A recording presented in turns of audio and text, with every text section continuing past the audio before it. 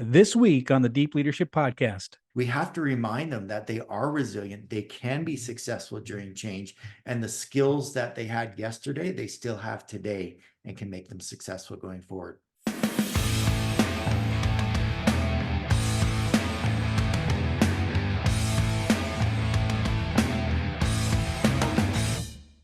It is a pleasure to meet you, and I love the name of your book, by the way. So well done. So Good. I love this idea of dancing with disruption. So first of all, let's talk a little bit about change, because you're an expert in it. So why do most people perceive change as hard? Why don't we like change as people? Yeah, and you see this headline quite frequently that change is hard. And honestly, I can't stand that. It's really misleading for people. But the reality is, our brains were built to make sure that we stay safe. And that's why we have the fight or flight response. So in our memories, we kind of flag things that were bad for us, that were dangerous for us, that created a threat. And we remember those most readily. And often those have to do with change. There's a change in the environment. Something new's come in, it's a threat. And I had to deal with that. It was a struggle. As opposed to a change that's good, something we've adapted to, we are successful, doesn't stand out as much because it wasn't a threat to us at all. So that's just the way our brains work. We tend to recall more readily those things that were dangerous and threats. So I like to remind people, yes, there's fight, there's flight, but when change comes along, there's also flourish. There's lots of people who take those opportunities and turn it into something good. It's a way to make themselves better, or again, take advantage of something that they didn't have before. Yeah, that makes sense. I mean, I think you're right, though, in terms of change, even for change for the better, we like to hold on to what was in the past, even if it was worse. So like a bad relationship, like, oh yeah, but at least I had a relationship, right? But it was Right. bad, Yeah. It's something. It's right. something. And it's It's something to hold on familiar. to. Right. So It, I love that. One of the things too, you say that when you're dealing with change, that it's all about people, and talk to me about that, because I think, again, when I read John Kotter stuff on leading change, it makes sense, right? Those steps make right. sense, but what's missing is taking, bringing the people along with the change. I don't think he addresses that enough in his writings. Yeah, one of the conversations I like to have with leaders when I'm first meeting them, and they say, what can you do for us? And say, well, you got some projects going on, don't you? Yeah, of course, we've got a few. Well, tell me, pick one in your mind, doesn't matter which one, but on a scale of 0 to 100, how much would you say that project is dependent on people? Hmm. Now, that's a leading question. They could pick 1 or 99. It does not matter. The fact of the matter is, you cannot get complete success or the returns you're looking for. And a lot of it for leaders is we're looking for a return. We want something back. You can't do that without the people factor. If folks don't do something or do something differently, you're just not going to get what you're looking for. And that opens the conversation to say, let's talk about the people dimension and how this can really work for you, because it becomes the concern. All right, if I get it wrong, it's going to be a drag on getting what I want. That's true, but let's look at the other side, where what if this propelled you to the results you want even faster than you expected? And that's quite possible. Yeah. So I think when you bring your team along with the change, you're going to need them. You're going to need them. You needed them in the past, you need them in the future, and you need them to Right. come on board as well. So yeah, Right. I think you're right. And also to take advantage of the opportunities that come out of disruption, right? So when we leave the shore, the safety of shore, we're going to find things that are opportunities that we never expected, and you need your people there to help you take advantage of those opportunities. But as you were saying, many people are pretty comfortable on the beach. They'd rather stay there, soak up some rays. Yeah, it's Yeah, getting a bit hot, but still, it's a nice place to be. And just dipping their toe in the water is a challenge for many, not understanding that, wow, there's so much out there that's unseen, yeah. that does produce an opportunity. So, I was thinking as you were talking, it's like that old crappy couch you got in the basement, but it's comfortable, right? It's Right. form fit to me. Half the springs are missing, right? But I know it. So it does produce that sense of comfort until you experience the new couch with reclining features, right? So it takes a leader to really illustrate that future, paint the picture, and start to convince people it's worth taking a step and dipping that toe in the water, and you might experience something you weren't expecting. That's good. Yeah, yeah.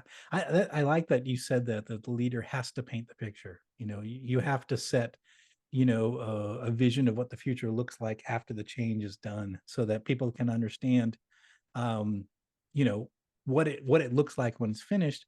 I also read, I can't remember the author who mentioned that it's important that we as leaders tell people what's not going to change. So I think Yeah. give them something to hold on to as they're going through this. Is like, okay, you know, we're changing our ERP system, but what's not going to change is all you're going to remain in the same rules, and you're going to, whatever. So there's certain things that stay the same, even though we're making a major change. And I think 100%. it's important to give them something to hold on to. Yeah, I know you're familiar with a lot of nautical metaphors, and one I use as well is the importance of the anchor. Mm, So when we consider even small changes at work, many people consider them to be quite chaotic. So you and I were talking a bit about ERP projects. yeah. So even if I make a minor change and the screen looks different, people wonder if they're going to lose their jobs. And I'm not exaggerating. That happens.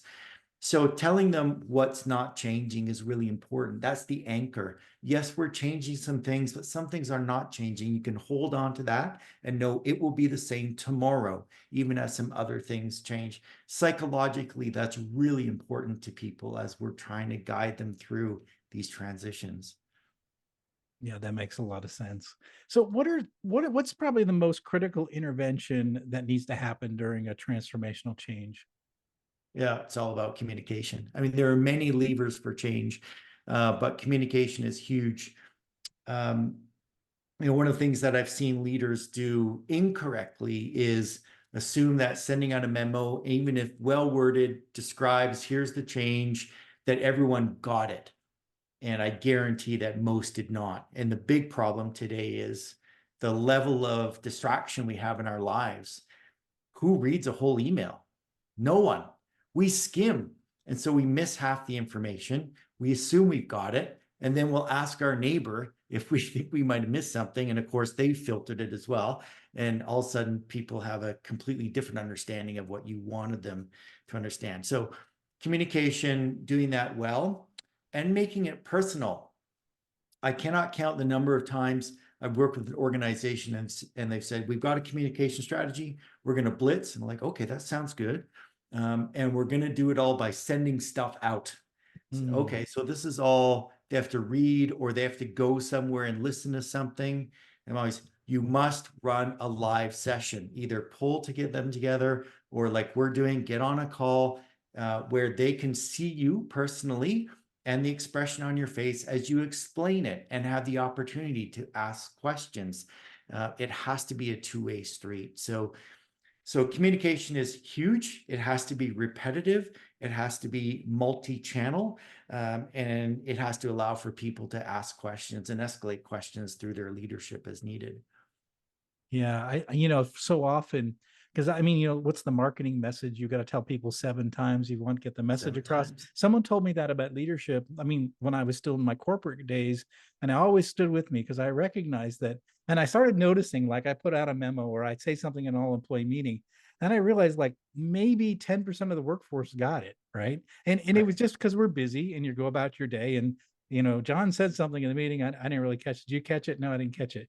So you almost have to repeat yourself in different formats, like you said. So Correct. maybe it might be a memo. It might then it's an all employee meeting. Then it's a face to face. And but then what I like you said is really important is give people an opportunity to ask questions, because they have concerns, they have questions, and if they never have that opportunity to give to voice their concerns, then the first thing I think is management's changing, and no one's listening. That's the It, first thing they have. They don't have that opportunity to ask questions. and you said something else important. Folks are busy, so they keep moving. And of course, this is very true for leaders as well. So if we're in the process of rolling out a change, we've done the communication, it feels like we've checked the box and Mm, therefore I'm moving on. So having a concerted effort, a very clear path for people to ask questions actually provides you with important feedback. If no one asks any questions, there's a problem. Yes. If people are asking questions that keep going to the same issue, that's a problem. But now you can address it. So these kinds of openings are very important as feedback mechanisms for leaders so that they can ensure they're getting people on track and moving in the right direction. Yeah, I like that. I like that a lot. It's very important. I hope that leaders are you listening in. That's really important to make sure that your communication is also two-way. That it's not just one way. Right. It needs to be a dialogue and not a monologue. So that's important. One of the things, I've been through many change projects. We were talking about before I press record. Some have gone well, some have been disasters. But one of the things that often happens is that we have to change course, right? So Right. we've made a commitment. We were going down a strategy. We've left the shore and the conditions have changed. So either the scope changes, date changes. We have to abandon the change. We have to go in a completely new direction. How do leaders have to handle that? Because at that point, you're saying trust me, and then you're saying, oh, by the way, we're going to go a different way. So how do leaders deal with those kind of circumstances? Yeah, so we want to get in front of that so we don't have to say, oh, by the way. So I want to reiterate exactly what John said, because it's not a sometimes this happens, all the time this happens. You can pretty much assume on any project there's going to be a modification. You won't, I mean, I say to my peers, it will not be on time. Big projects, it will not deliver on time. They never do. It's like when you hear about people having a new home built, they're never on time. Mm. So first of all, have that in mind. And then knowing that as a almost factual statement, in the beginning, you're going to tell people, we know there's going to be changes. This is the direction. Here's where we go as of today. But assume there's going to be some changes along the way. So now I've created a mindset, I hope, in my audience that recognizes, okay, so I'm going to have to pay attention and listen for the changes. But there's a second part that's critical with this. And that's, I said how important communication was. It has to have a cadence. So it needs to be regular. So not only is it factual that there will be some changes along the way, but we're committing to you that, let's say, on the first of every month, there'll be an update. And if there's nothing to tell you, then we'll tell you there's nothing to tell you. But if something's changed, you will know on the first of every month. I stress the importance of cadence because that structure is part of bringing order out of chaos. So just like we talked about the anchor, when people perceive change and go, oh my goodness, my life is out of control, everything is going to be different, I don't know what it's going to mean for me. The fact that I know some things that aren't changing and I'm going to get updates on a very regular basis, I can expect it, reduces the feeling of anxiety. So it's very important for people during change. No, I really like that. Get out in front of it. Cadence calls. That's really important. I mean, just to say, look, it's not going to go as we predict. There's likely going to be changes. We're doing something that's never been done before. We're doing something that's very difficult. And I like getting ahead of that. I think that's really, really important. It reminds me of a story. So I was shutting down a manufacturing plant and moving it into another location, and we were building an addition. So we had a year and a half to build the addition. Then the CEO came to me and said, "We need to accelerate it. We need to have it done in 6 months." Well, I said to the CEO, well, that's not going to happen because the building won't be done. And he's Right. like, you need to figure it out. And I remember coming back to tell my team that we now had 6 months to move the plant. And they were like, well, where are we going to move it to? And I said, I don't know. Right. But I just remember that they're all looking at me like, this is crazy, but what's interesting about that story is that the team figured out a plan. They figured out a way that we could lease a local manufacturing space. We could move the line exactly as it was in the other plant, Right. move it right in and go fast. They come up with a plan to move fast. And we developed techniques that we never had before. And we were able to meet the CEO's commitment. But what's great is that when you sometimes find yourself in those where things are going to shift, and that sometimes your people get super creative and they come up with solutions that you never even thought were It's true. possible. So, and the only thing I wish I did right, or I did that right, but what I didn't do was get in front of it and said, hey, by the way, something might change to this year and a Right. half schedule we have. And I didn't Yeah, do to that. reduce that shock factor when It it would have reduced the happens. shock factor because the looks on their faces like, well, how are we going to do this? And I was like, I'm not really sure. And so yeah, every change project, I love how you said it, is going to have some major disruption that you're going to have to deal with. Yeah. So Absolutely yeah, true. yeah, I Mhm. was a witness to that. So for sure. What do leaders commonly get wrong when they're rolling out a change like we were talking about? So we're chatting a bit about, the fact that leaders are busy, Mm, and that, if you don't have something in place to get feedback, you might miss it. But I want to go beyond that and talk about, you have to be very intentional around now going to get the feedback. So, okay, questions are coming in. We're answering those, feeling good about that. But there's still a difference between that and going out and talking to people. So whether it's just picking up the phone or, and by the way, I love manufacturing. So going out on the floor, chatting with people, because a lot of those folks have no filters, but they're super friendly, right? yeah. And they'll tell you the way it is and what they really think and what people are talking about. And there's a line I give every leader to say, use this a lot. So John, if I was talking to you, and who knows, maybe you're a little concerned about talking to me, the leader, and telling me that maybe folks are in support of what's happening. So the line is, tell me, what do you think is on people's minds about the project? And what I've done is deflect the focus from you to what you think about what other people are saying. Mm, Now, when John responds to me, is he going to tell me what is on his mind? Absolutely, he yeah. is. But he's got a Yeah. little bit of a safety zone now of, yeah, what I'm hearing is, but I make the assumption he's going to tell me what's important to him. And now I'm getting feedback around some concerns, if there are any, around the project and how it's going.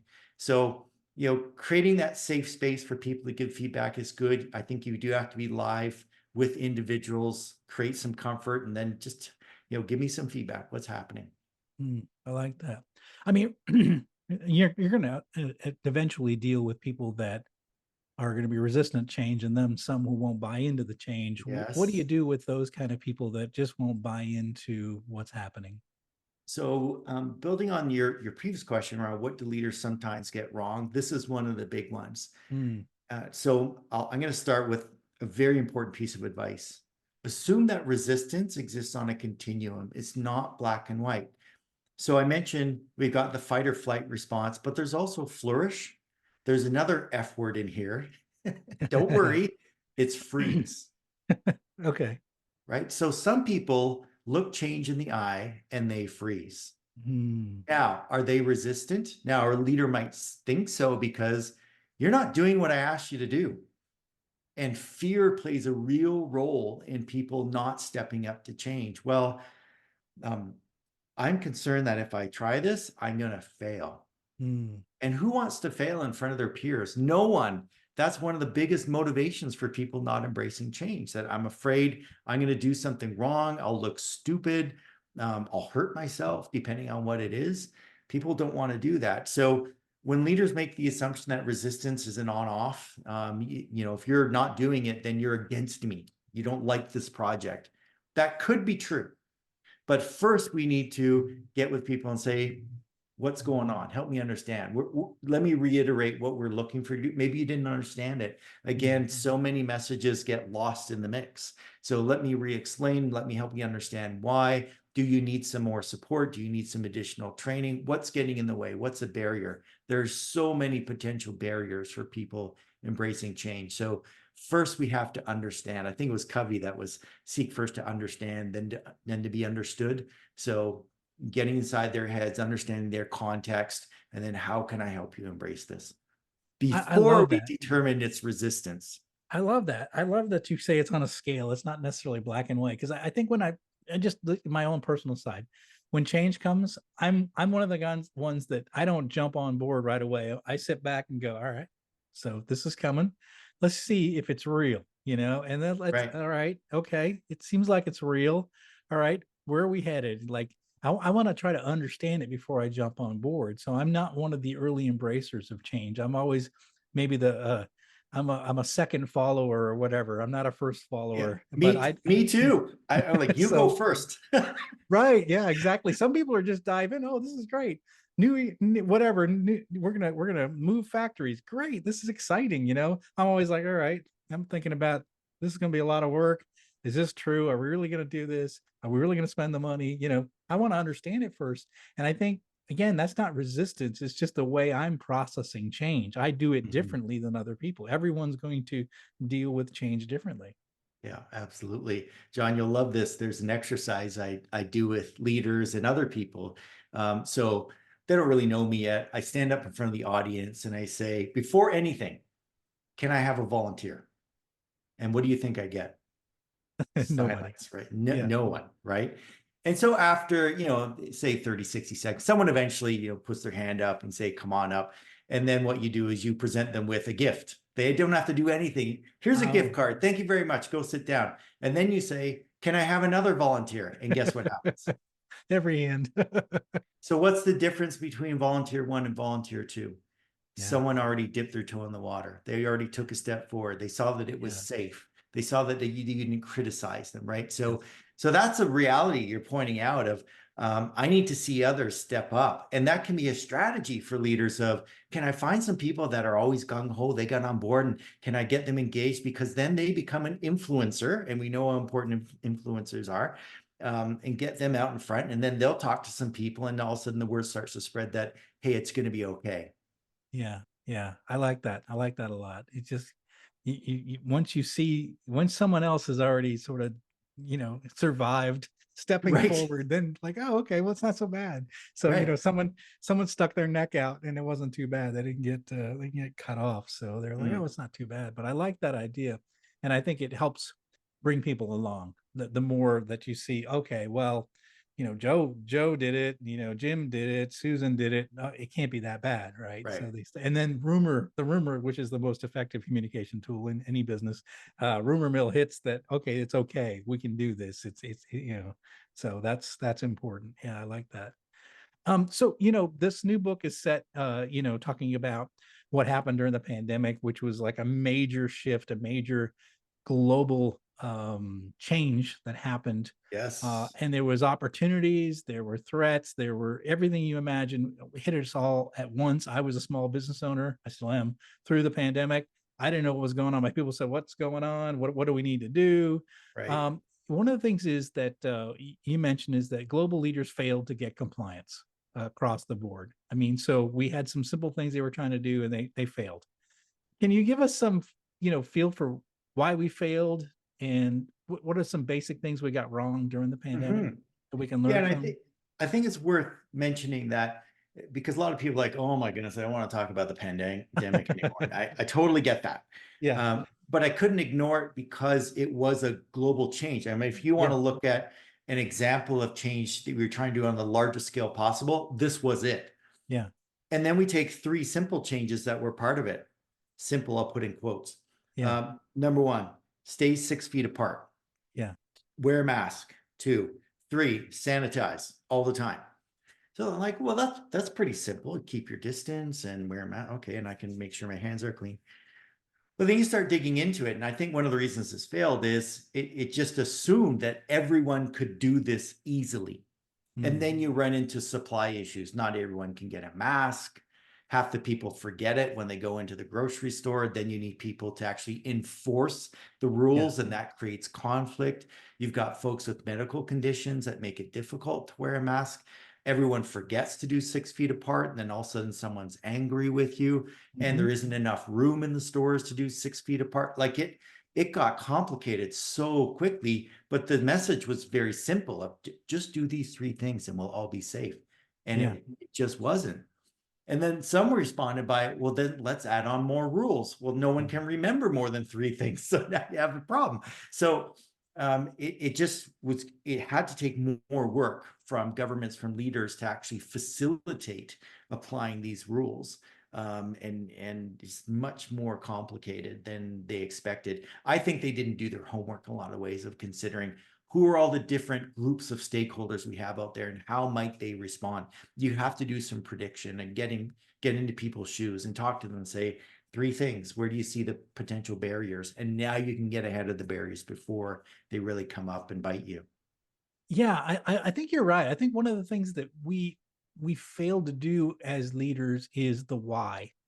Answer the question why. You say we have to stand 6 feet apart. Why? you say we got to do why. I don't think we did a good enough job connecting the dots. And that's why there was a lot of people saying, well, that, I can't, or I don't, or that doesn't make any sense. Or, there was a lot of people pushing back. And one of the things that I say, and that came out of the pandemic, it's like a phrase I took from the pandemic is, and see what you think about it. I say forced compliance leads to defiance.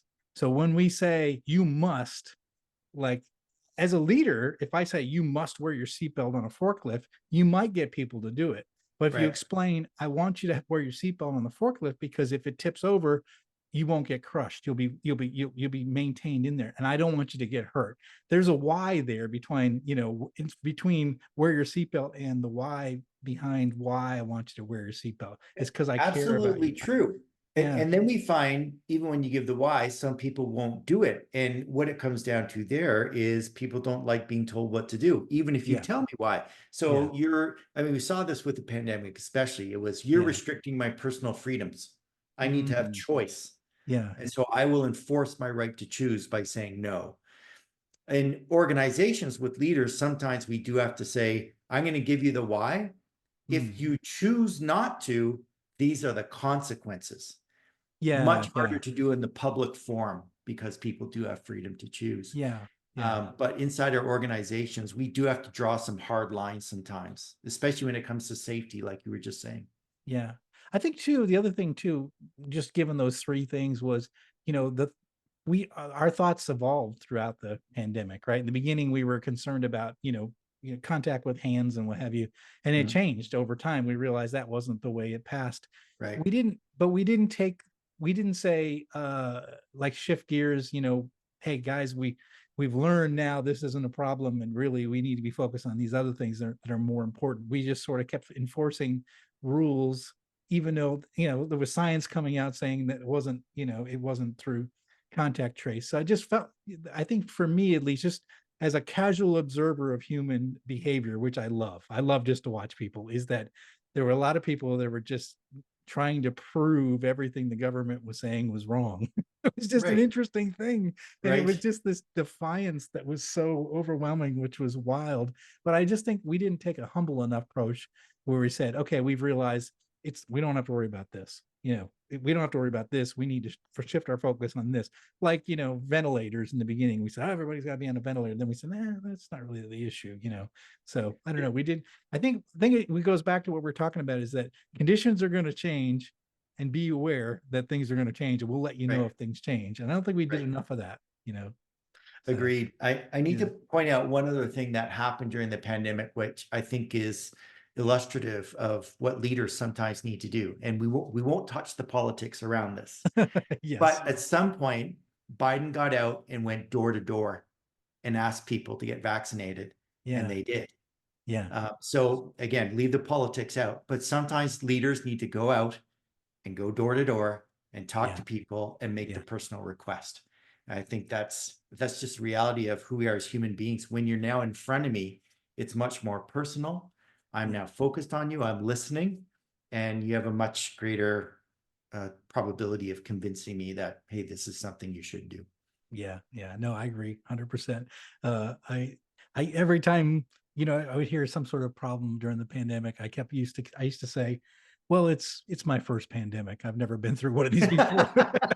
But you know what I mean? Because we didn't really know what to do. But you're right. It's No, like the things that make sense with leading change, which is get out in front of it, spend time with people, understand, being able to explain the why. These are all big parts of change efforts that we kind of messed up on. And when we did some things right, but we also did a lot of things that were kind of wrong as well. mhm, So very um true. one of the things that we were talking about before we press record was the idea that change projects used to be one a year, and you had one big project that you might do over 18 months, and now it seems like change is almost constant, Yes. whether it's global events, whether it's we've had supply chain disruptions, we've had pandemics, we have all these things that are hitting us at the same time. um, how should we be thinking about that as leaders, as far as it's not just a one and done change project like a John Cotter model, which is it's now continuous. How do we prepare people, train people, build an organization that can deal with change on a regular basis? I think number one is setting that expectation again. So no one would disagree with the fact that change is now continuous. It is happening all the time.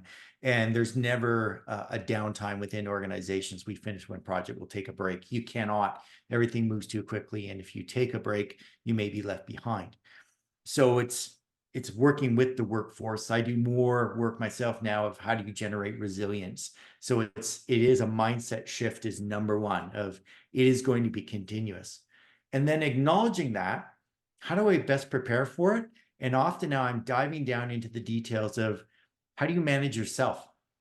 So what is stress management? How do you make sure you come to work every day with a full battery, ready to deal with whatever comes up? Because when that curveball comes, and it's going to come, it's going to drain you. So think about what can you do during the day to replenish. So we get right down into individual tactics that you can use, and they are stress management tactics to replenish, refresh, because when your body or your brain is tired, you can't make good decisions, and one more change is going to push you over the edge. So we have to get people good at refreshing themselves, and that's resilience. I love that. I love that. Make sure you come to work with a full battery. And there's ways to do it. If you lead yourself, people, if you're taking care of yourself physically, mentally, emotionally, spiritually, then you can come into work with a full battery and be able to deal with the changes that are coming. So being more resilient is really important. We have to add to that because some leaders will be thinking, is that really my domain of responsibility? Do I have to help people with that? It seems like overkill. And I think the answer is a modified yes. It's to some degree. If you want the performance, the high performance out of people, then it's a vested interest you have in helping them as much as possible. It doesn't mean you have to become a therapist. I was reading about one organization in the UK where they have a director of happiness.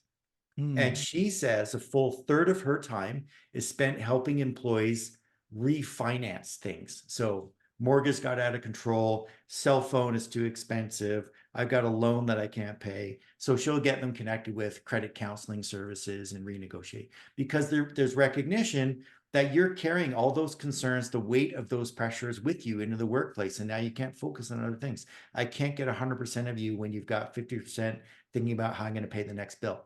So it is about vested interest. No, you don't have to be a therapist, but I think expressing empathy, understanding what people are struggling with, and pointing them towards resources where you can or where appropriate, that's good leadership. I agree 100%. Yeah, fantastic. What final message would you like to leave with our listeners on this subject of dancing with disruption? Well, if you accept the fact that we're always dealing with change, I encourage all leaders, think about what you've been through over the last 3 months, 12 months, and write down the stories of people embracing change, overcoming challenges, so that you can remind them when the next one comes of how they got over a previous hurdle. Organizations are doing this all the time. Like we said, projects are always rolling out and they're never perfect, never. So the fact that individuals step up, groups step up, they make something out of what was a potential disaster. We have to remind them that they are resilient. They can be successful during change, and the skills that they had yesterday, they still have today and can make them successful going forward. I love that. We talk a lot about storytelling and the importance of stories. Write down the stories as you go through these, and you're going to have them for the future, because guess what? The future is going to change. Just like you're saying, it's not predictable, and we have no idea what's going to happen over the next 24 months. So, and I guarantee you, at least when it comes to the United States, we have an election coming up, and usually it's craziness during our election year. So I might come up to Canada with you just to get away from it. You'd be welcome anytime. Right. I just want to wait for the snow to melt. So fair enough. Soon, very soon. Well, this has been fantastic, Jeff. How can people find out more about you, your company, and this new book? I encourage you to go to my website, jeffskipperconsulting.com. There's not many skippers out there. I've tried to contact as many of them as I can just to say hello. But Jeff Skipper Consulting will get you there. Info about the book is right on the front page, and services that I offer. Lots of freebies there for downloads if you're interested in improving your skills around leading change. Oh, absolutely. That's such great news. Again, the book is called Dancing with Disruption, and this is talking about how do we lead change more effectively as leaders to be able to deal with change. Jeff shared with us a lot of great information. And if there's something in it that you heard and you were a little confused or you have some questions, please follow the links that we've got in the show notes here and reach out to Jeff. Jeff's an expert in this. He's been doing it a long time. And that's why we do these podcasts. So you can get resources that you can reach out to and be able to solve some of your toughest challenge. Again, one of the toughest challenges is leading change, and you're going to have to do it as a leader. So again, I highly encourage you to follow up with Jeff, get this book, reach out to him, and learn how to do it better. So Jeff, I want to thank you for coming on the show and sharing your knowledge on this very important topic. You are very welcome. Thank you, John. Thank you. Well, that's it for today. Thank you for listening to Deep Leadership. If you like this podcast, please subscribe and share so we can continue to build a world with better bosses. Until next time, this is John Rennie saying take care and lead well.